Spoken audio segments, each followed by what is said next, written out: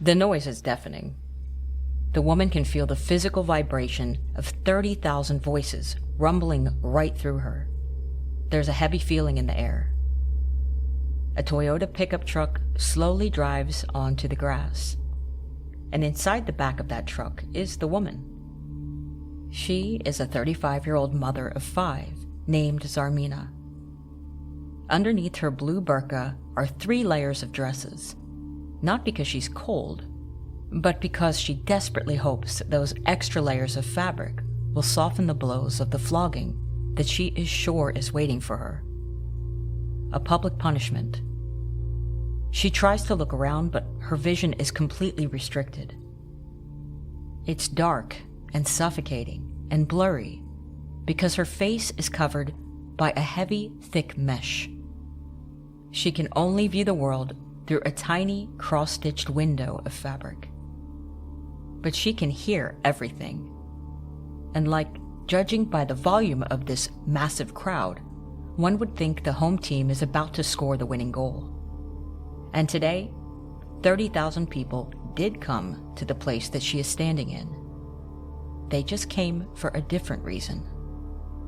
But not the reason this place was intended for.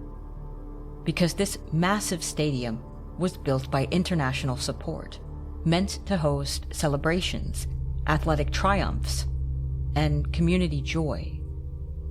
Speaking of joy, joy was something Zarmina may have known during her childhood in Kabul, before the shadow of the Soviet occupation, and before being married off at 16 to a man who would become a Taliban police officer.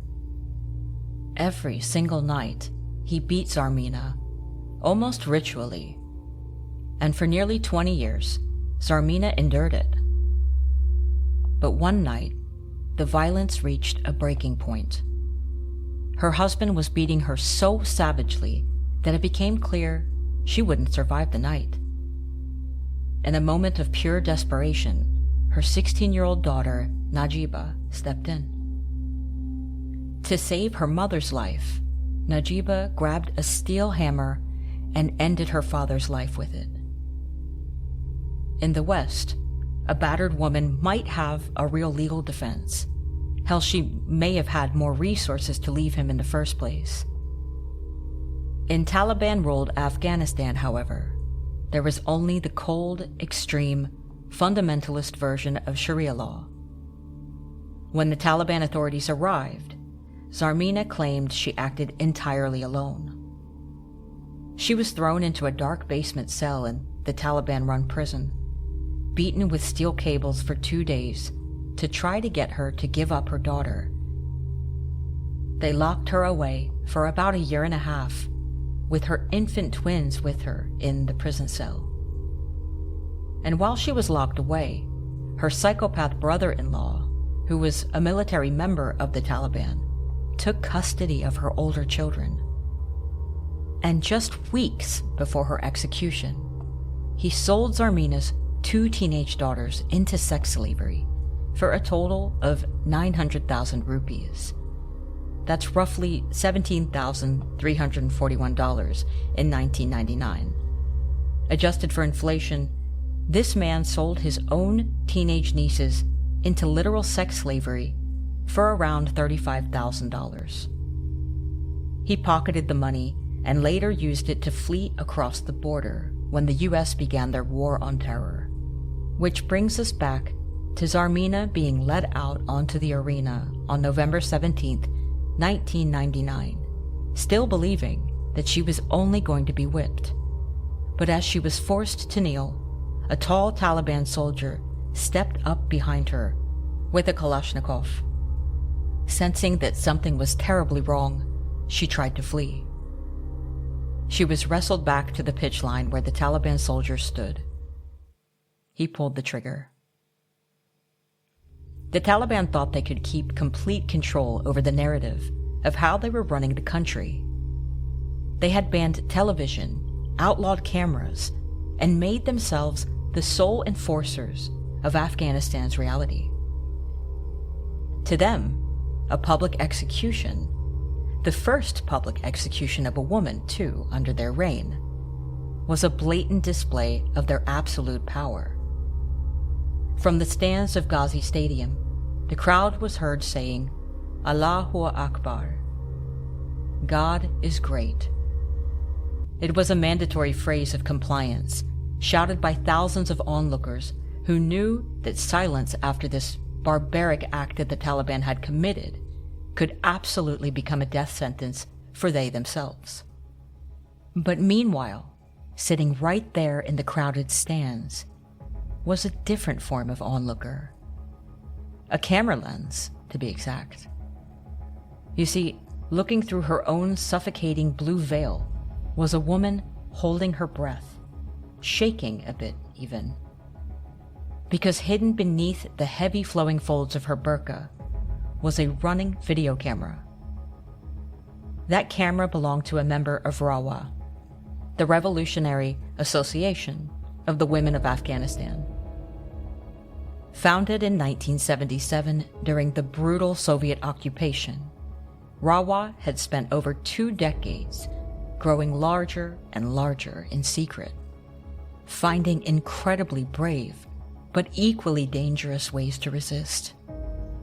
By smuggling that footage out of the stadium and into the international media, they showed the world the exact horrific reality that the Taliban was so desperately trying to hide from it. I'm Nicole Davenport, and this is Great in the Sack, when misogyny leads to mayhem.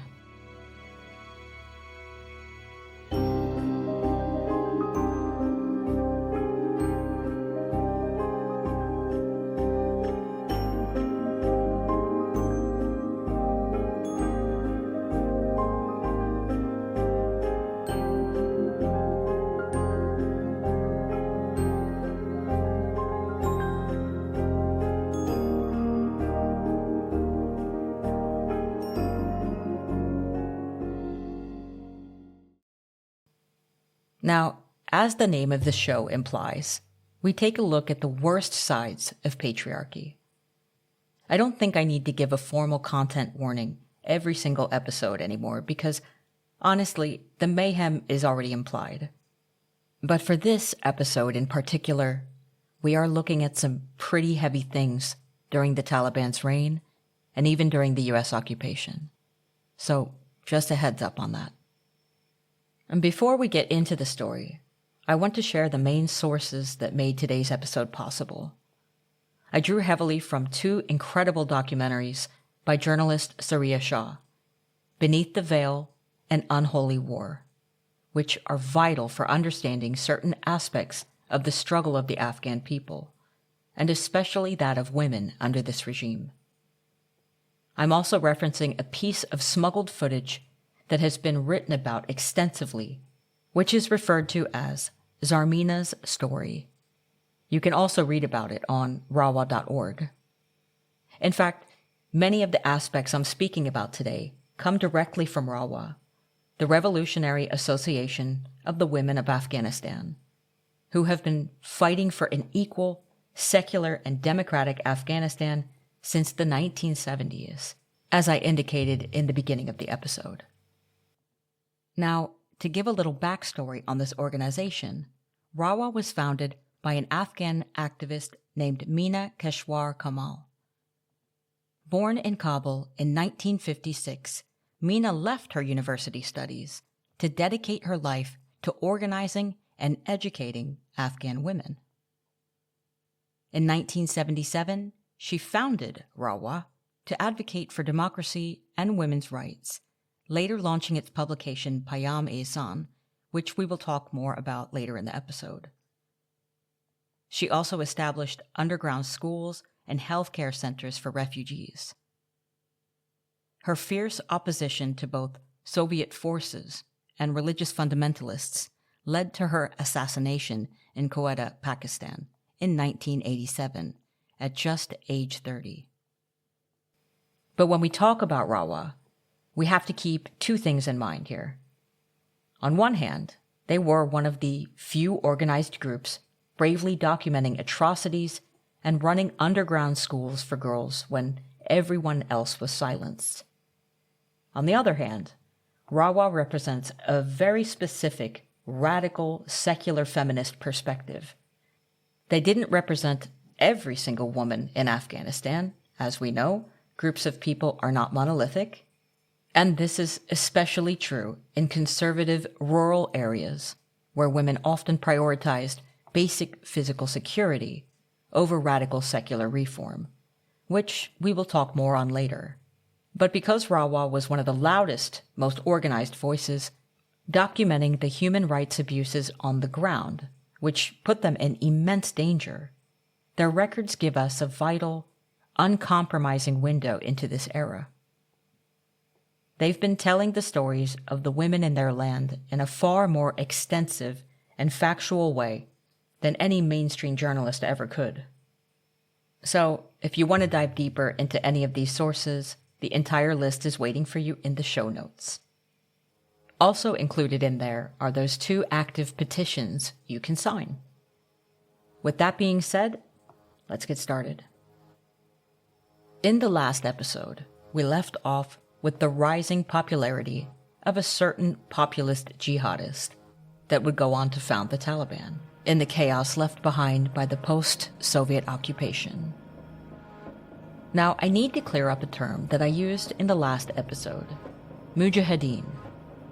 In the context of these episodes, they are those who fought against the Soviet Union's invasion. I kept it pretty broad, basically calling them resistance fighters, but it's actually a bit more complex than that. Think of the term mujahideen as a wide spectrum, not as a single unified army. The term covers a wide array of groups, different ethnic backgrounds, foreign backers, and different versions of Islam. Most of them were Islamists, meaning they wanted a state governed by their interpretation of Islamic principles. And most were also jihadists, which basically means that they were willing to use violence to achieve those goals. Now, when the Soviets were in the country, these factions were united by a common enemy, the Soviets. But once those Soviets left, that unity shattered due to the huge power vacuum that remained. And then the Second Afghan Civil War began, the first being after the ousting of King Amanullah in 1929 that we spoke of in the last episode. You see, the Mujahideen fragmented into competing warlord factions, which is why, during this time, these groups are literally referred to as warlords. This brings us again to the rising jihadists. Mullah Mohammed Omar. Omar had actually been a low-level fighter in the Mujahideen during the resistance against the Soviets. But when the war ended, and he saw his former comrades devolving into corrupt warlords, setting up illegal checkpoints, stealing from locals, and terrorizing the population, he felt like the struggle that they had all been a part of in fighting the Soviets had been betrayed. He retreated into a madrasa in Kandahar near the border, where he taught. And if you recall from where we left off last time, according to his own lore, he was eventually driven to action by the lawlessness of the warlords. He gathered his students, who were mostly disillusioned young men, many of whom were refugees from the Soviet war returning from Pakistan and also in the southern area of Afghanistan. And in September 1994, he started the Taliban. Again, remember that Taliban means students. To the desperate people in those regions who just wanted some sense of security and predictability to return to their land, the Taliban sounded at least like some kind of change. While there was resistance in rural areas, it looked very different than the organized underground schools that existed in the cities. In the villages, resistance was quieter and often oral. It happened in private social circles where information was shared and propaganda was debunked, rather than in underground literacy classes. But alongside that resistance, there were also women who actively supported different patriarchal structures, including the Taliban. This is where we see something called patriarchal bargaining, a concept developed by sociologist Denise Candiotti. It describes how women, living in a system where they have almost no economic or social power, will sometimes accept the rules of a restrictive system because it offers them a better chance at basic survival and security than the chaos that they currently live in. But in situations such as Afghanistan, it's about surviving. It's not really a free choice. And in rural areas, this bargain felt somewhat familiar. Since the Taliban were overwhelmingly Pashtun, their rules often aligned with the long-standing tribal codes, like Pashtunwali, as we spoke about in the last episode, which had governed these villages for generations. For many rural areas, the Taliban didn't look too different at first. They looked like a return to a rigid, albeit predictable, structure. But it wasn't just the rural south that welcomed a change. Since the east was predominantly Pashtun as well, it was much easier for the Taliban to establish control there. Although Herat in the west was culturally vibrant and had a relatively functional administration under the warlord Ismail Khan, the Taliban captured the region surprisingly fast. This was largely because Khan's overextended forces collapsed following a failed southern offensive, allowing rural hinterlands favoring the Taliban's strict law and order platform to isolate the city. Also, regarding most of these areas, it's not like these extreme restrictions on women, such as strict veil mandates, were entirely new, as fundamentalist Mujahideen warlords had already instituted similar anti-women ordinances prior to Taliban rule. Now, in contrast, the North mounted the strongest and most persistent resistance against the Taliban, united by a concentration of non-Pashtun ethnic minorities, such as Tajiks, Uzbeks, and Hazaras, who rejected their rule. More on that soon. Parts of the urban areas were just also kind of exhausted from decades of instability and war.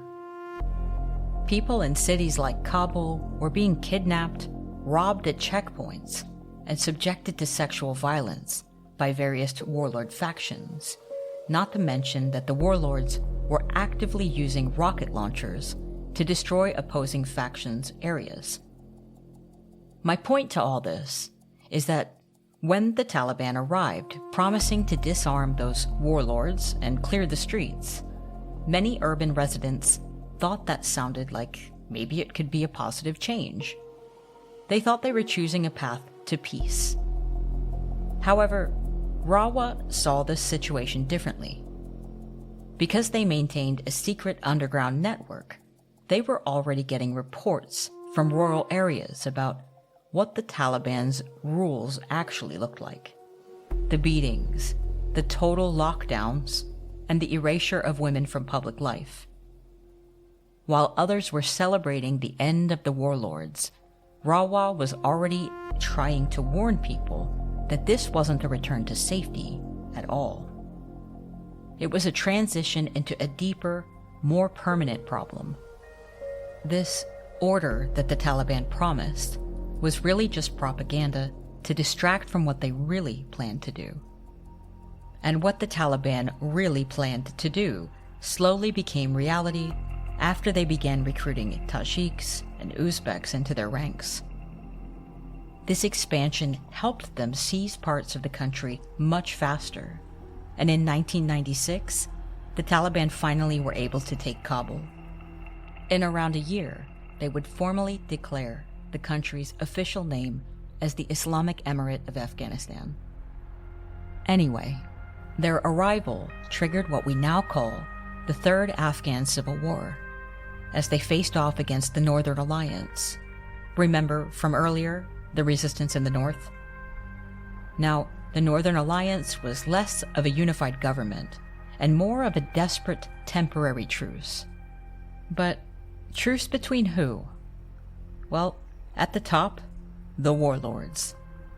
It brought together rival warlords who had spent years fighting each other during the Civil War, but were now forced into an uneasy alliance after losing their territories to the Taliban. On the ground, the alliance was made up of regular local fighters and ethnic minority communities who saw these commanders as their only shield against the Taliban. The resistance was centered in northern Afghanistan because the region was home to major ethnic minorities such as the Tajiks, Uzbeks, and Hazaras. To these communities, the Taliban were viewed as Pashtun supremacists, trying to impose southern Pashtun dominance over non-Pashtuns, which is sadly ironic, given that many of these Northern Alliance warlords had spent the Second Afghan Civil War terrorizing those very same non-Pashtun civilians. But with the Taliban advancing, people felt they would rather back the devil they knew. To some, the Northern Alliance was even seen as a potential savior, led by their charismatic commander, Ahmad Shah Massoud. But remember, they were all fundamentalists. Both the Mujahideen turned warlords turned Northern Alliance and the Taliban. While Massoud is often framed as the lesser evil, he still legislated extreme veiling of women, and as I just implied, he still oversaw an army of men who targeted and murdered vulnerable groups such as the Hazara people, basically just because they practice Shia Islam instead of Sunni Islam. According to RAWA, the Northern Alliance was just a different side of the same coin. And for the women of Afghanistan, neither them nor the Taliban offered a future for Afghanistan. Meanwhile, back in the rest of Afghanistan, the reality of the Taliban began to set in. They began completely dismantling public life. Everything was banned: photography, paintings, movies, television, and music. Take cassette tapes, for example. They would rip the magnetic ribbon out of the cassettes and string the tape up on poles or lampposts in the middle of town. It was like a haunting public warning. If you listen to this, this is what might happen to you. Because being caught with a forbidden item could lead to brutal public floggings, imprisonment, or worse.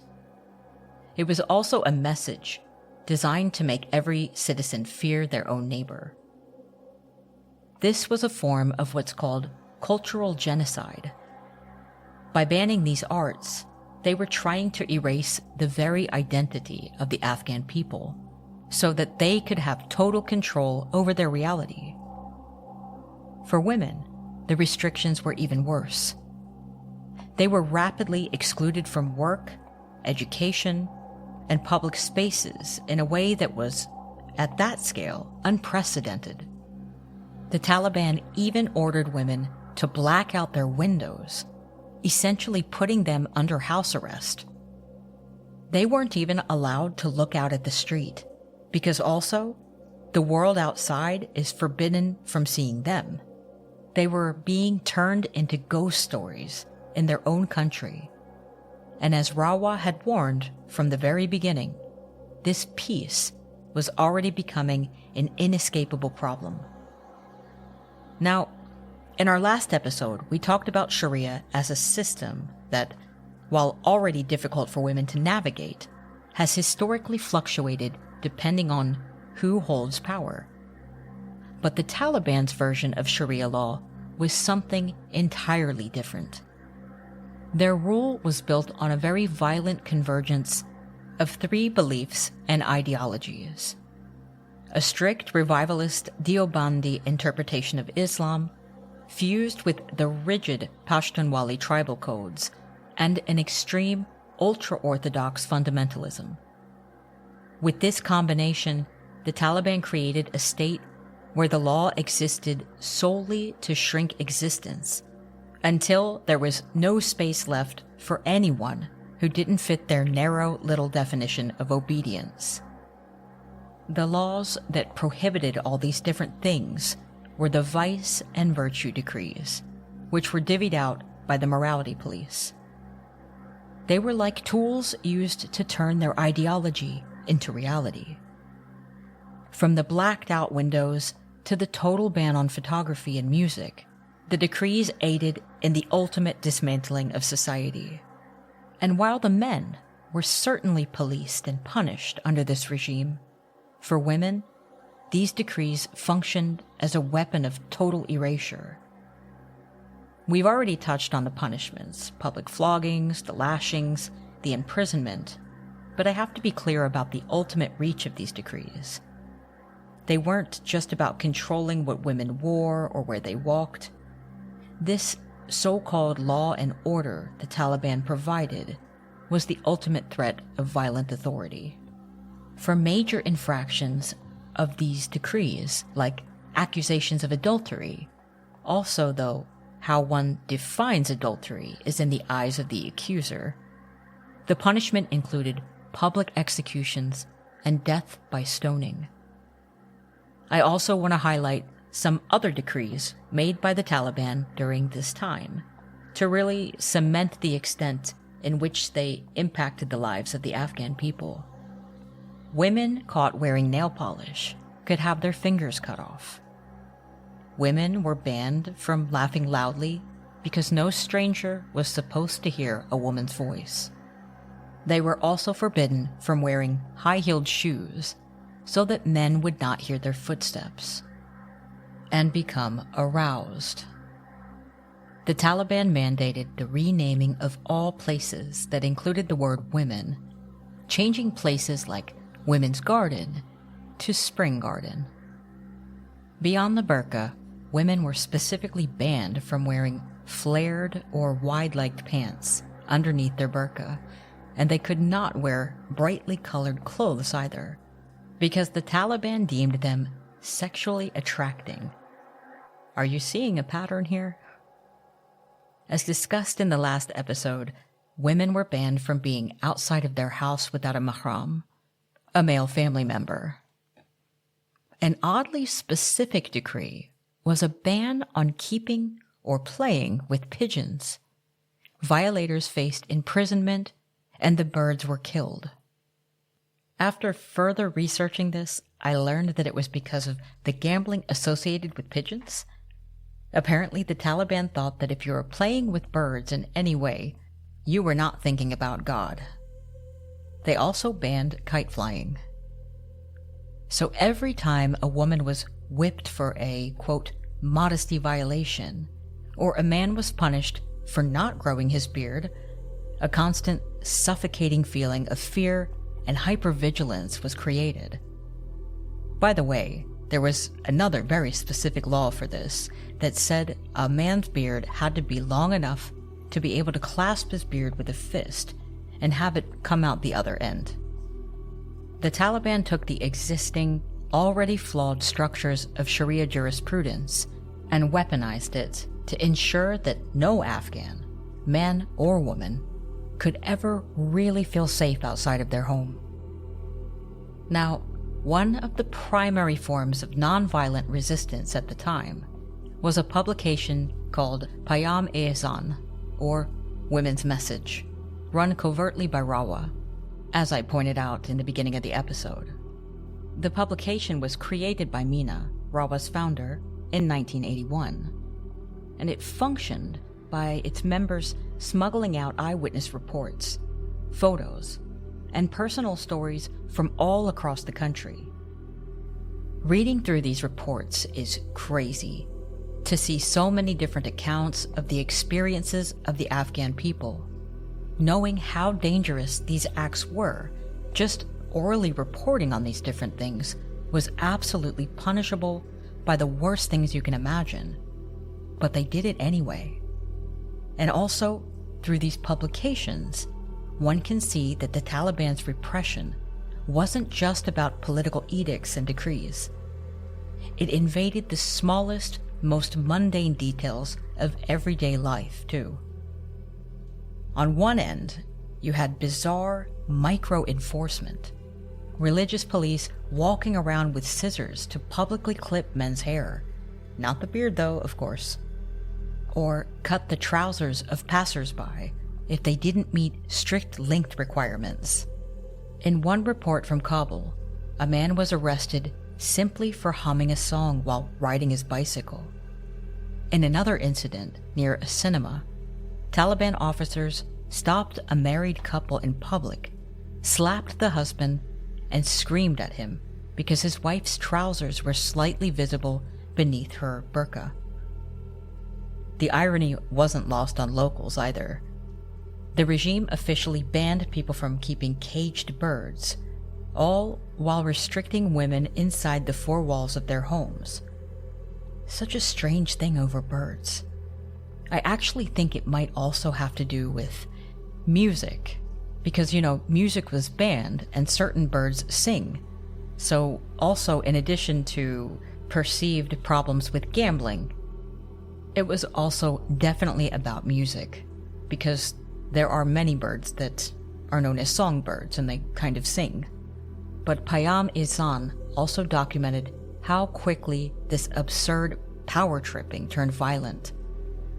Local commanders regularly demanded young girls for forced marriages. One documented story involved a young woman named Shakiba who drank poison to escape being handed over to a local commander. By the way, reading Payam-e-Zan is something I recommend.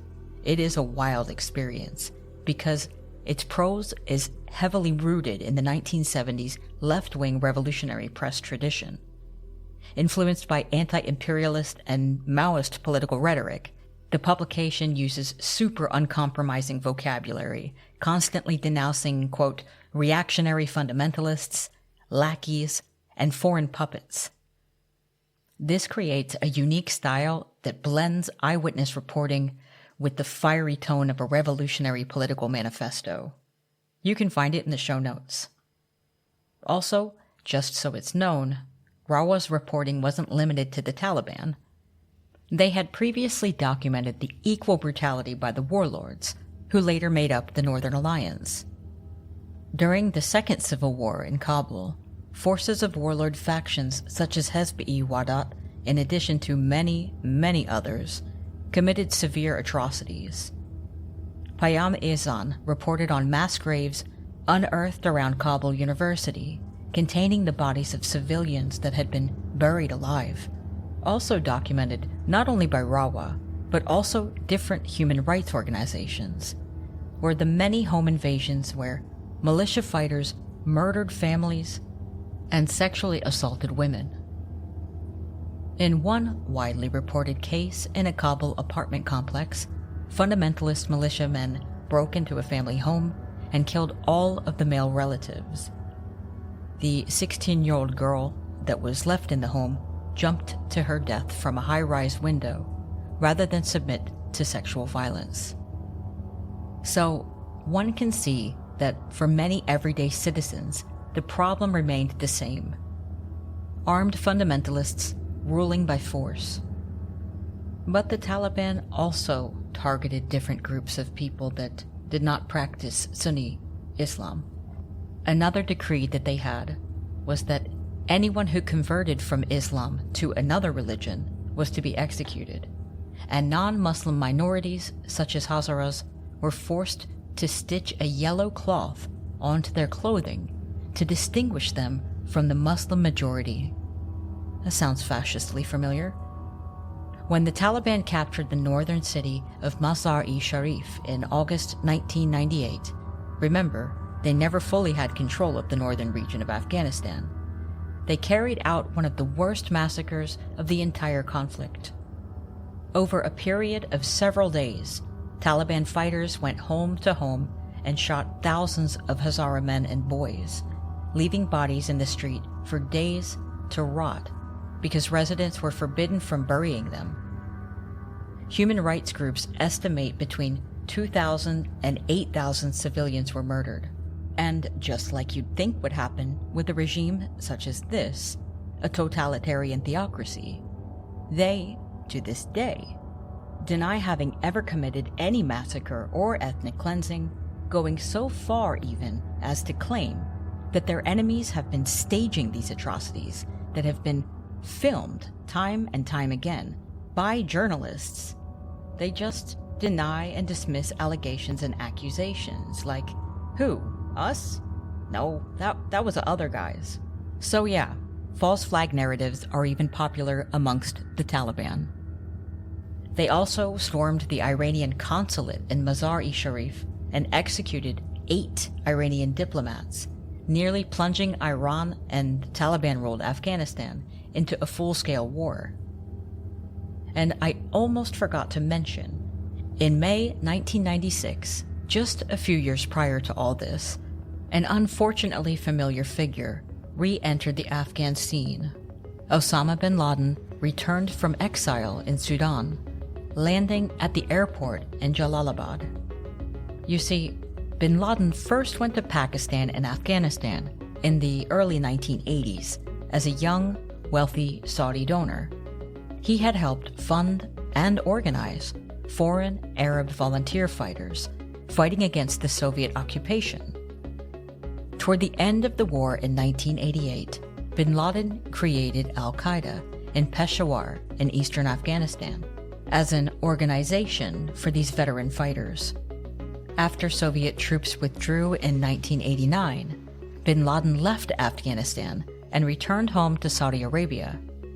He had been in exile in Sudan due to his anger that non-Muslim American troops were invited by the Saudi government for protection during the 1990 invasion of Kuwait. These troops had been stationed near Islam's holy sites, such as Mecca, which really seemed to burn bin Laden's ass, to the point that he publicly denounced the Saudi royal family and was thus stripped of his Saudi citizenship, which is where the exile came in.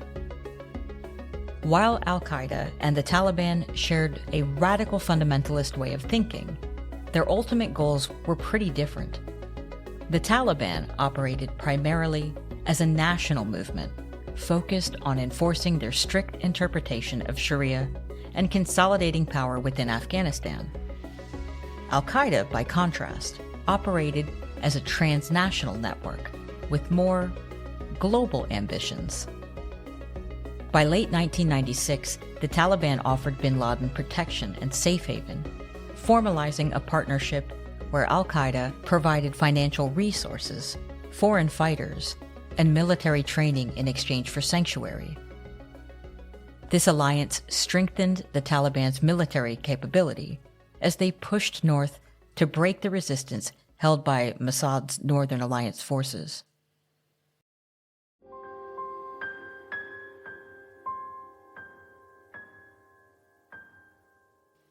So now, back to where we were in the timeline.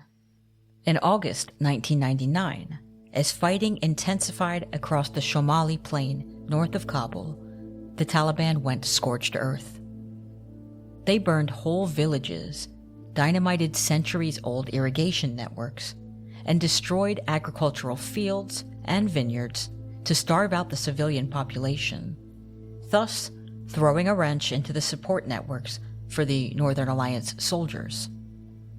During the absolute chaos that ensued, the Taliban, heavily reinforced by thousands of allied Arab and Pakistani foreign fighters linked to al-Qaeda, carried out systematic mass abductions of women and young girls.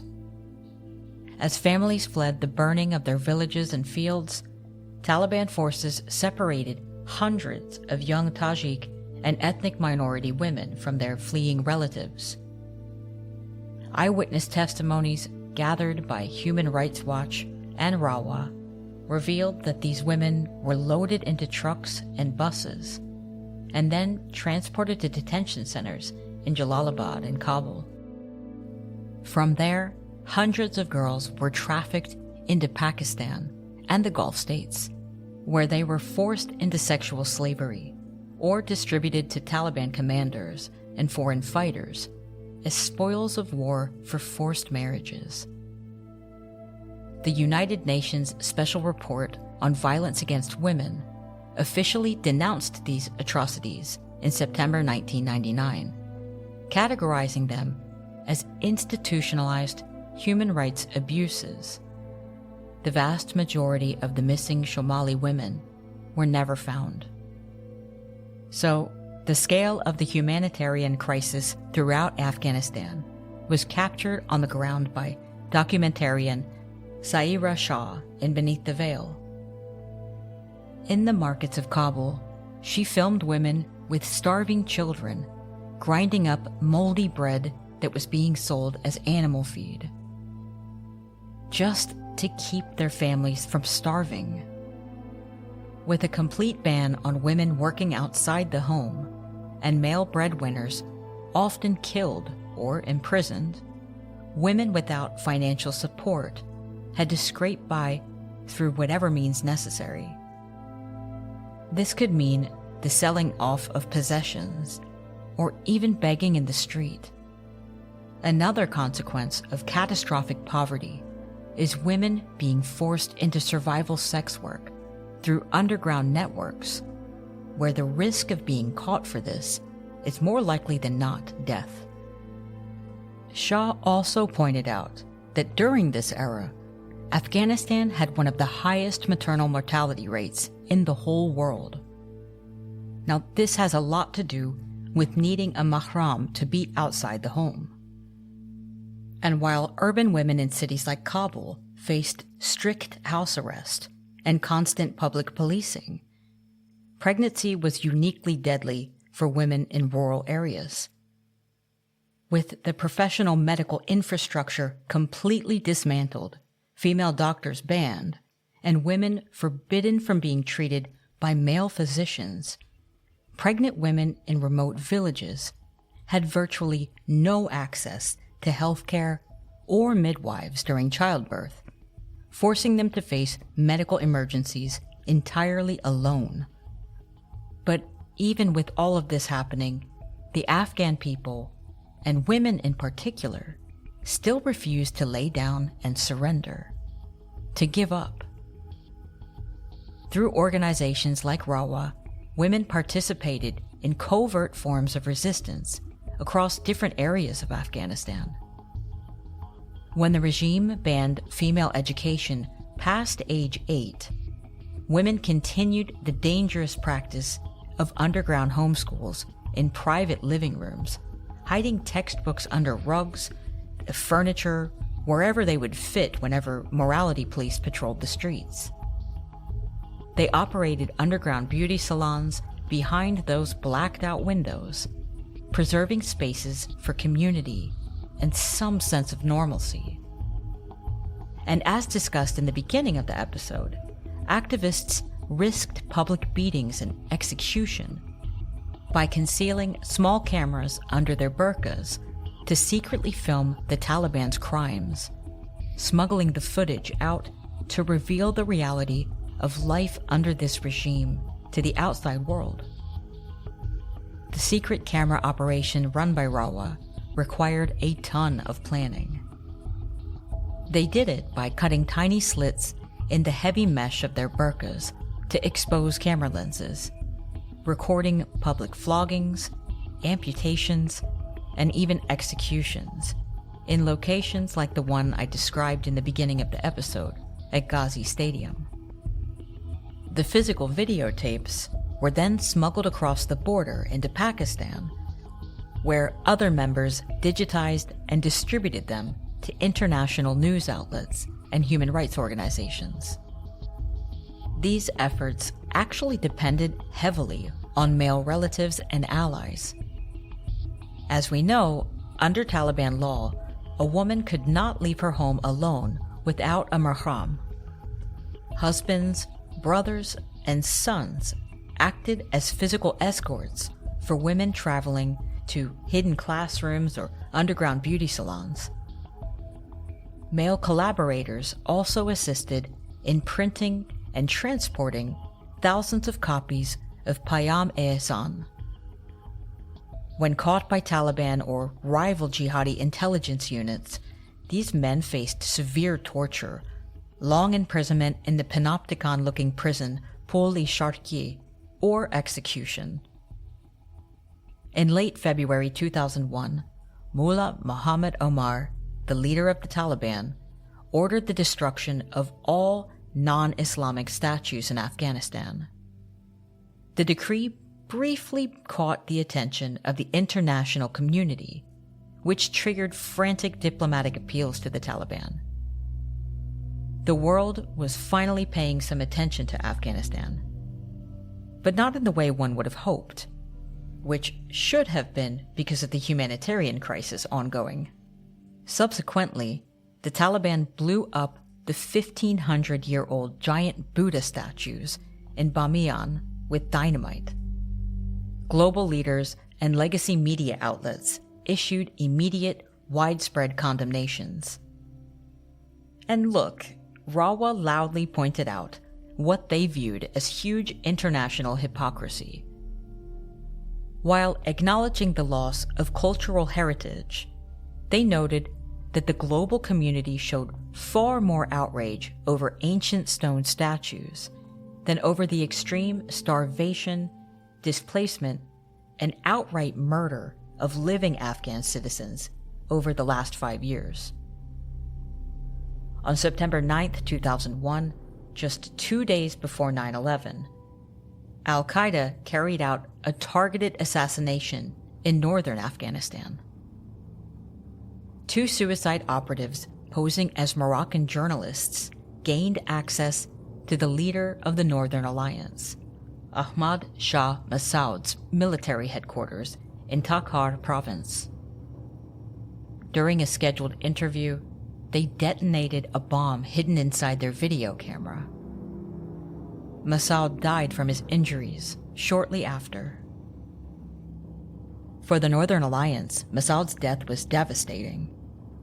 After all, he was the primary military strategist, holding the anti-Taliban coalition together. In fact, his inner circle knew just how catastrophic this news would be.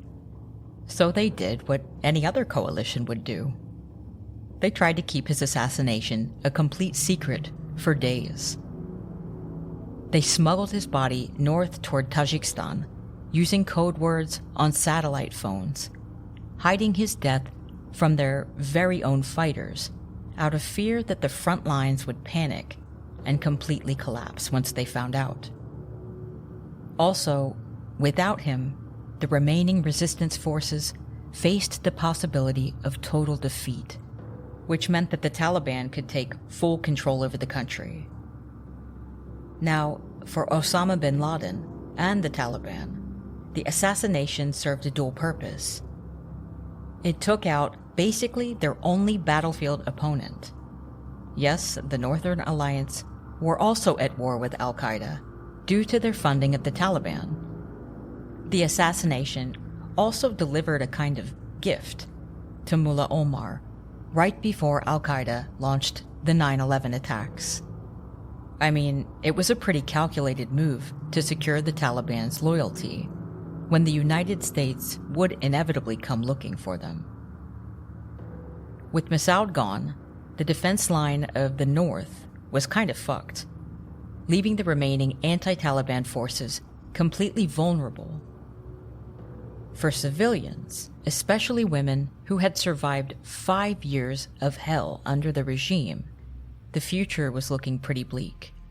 And then, just 2 days later, the world changed within a matter of hours. Now, because the Taliban had Taliban TV, and restricted media, no one watched the towers fall live or anything like that on 9/11. But they could listen to it. Because the Taliban hadn't outlawed radio, they couldn't. They needed it to pump indoctrination and rules into the people. They used it as a psychological tool to enforce total obedience through their radio station. Get ready for this one. Voice of Sharia. Sounds like nightmare fuel. Anyway, the population was also permitted to listen to stations like the BBC in the Pashto or Dari language, mostly because you can't, block out only certain stations. So, in many rural areas, people heard secondhand reports about attacks on skyscrapers, but didn't know what a skyscraper was. Which, I mean, makes sense. The initial reaction was pretty much just pure confusion.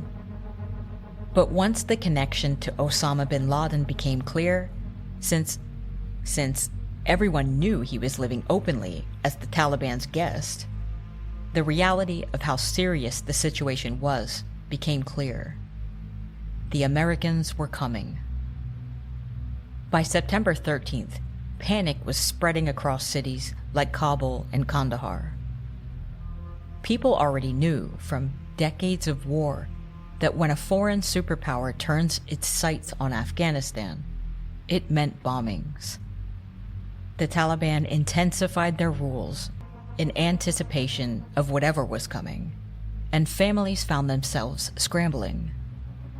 And it turns out that the Taliban did not throw reason to the dogs, because the corruption was always right at their feet. And now, also in their relations with al-Qaeda. They panicked and were in total denial about bin Laden being responsible. They tried to stall, but in reality, just like the Afghan people, they knew what was most likely coming. Amid all the chaos, RAWA released a statement that was pretty brutal on September 14, 2001. They opened by expressing genuine sorrow for the innocent civilian lives lost in the US attacks, making it clear that Afghan citizens had nothing to do with bin Laden and his network. But then they did a hard turn and pointed out the massive hypocrisy of Western foreign policy. They reminded the world that for years, Western powers had funded and armed these exact same fundamentalist factions during the Soviet war when it suited their geopolitical goals. Also in the statement, the organization warned that the US had ignored their past warnings, and now the fire that foreign powers had been fanning was burning everyone. They also unfortunately accurately predicted that a US bombing campaign wouldn't hit the terrorists hiding in the mountains. It would end up hurting the civilian population, particularly women and children, who were already trapped at the bottom. And it is with the Women of Afghanistan during the War on Terror and Taliban 2.0 that we will pick back up with next episode, for the third and final part of this series. As always, thank you so much for listening. And also, please follow and rate the show. Any feedback is always appreciated. And don't forget, stay vigilant, stay vocal, because silence is complicity. See you next time.